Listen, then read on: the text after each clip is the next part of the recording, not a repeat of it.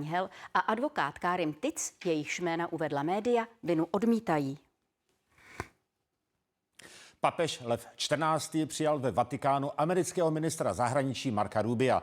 Ten vyzdvihl silné vztahy mezi Washingtonem a Vatikánem. Hlavu katolické církve přitom opakovaně kritizuje Donald Trump. Hodnostář zvolený právě před rokem 8. května se vymezuje proti válce Spojených států a Izraele s Íránem i proti prezidentově imigrační politice. První papež v historii katolické církve původem ze Spojených států. Papež, který se hned v prvním roce svého pontifikátu dostal do přímého střetu s úřadujícím americkým prezidentem.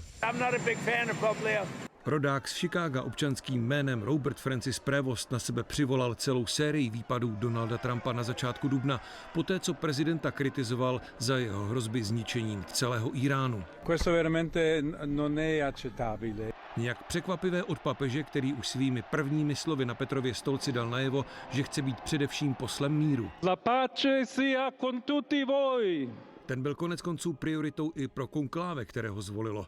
Vydalo prohlášení vyzývající k míru ve světě, v němž přímo zmínilo Ukrajinu i Blízký východ.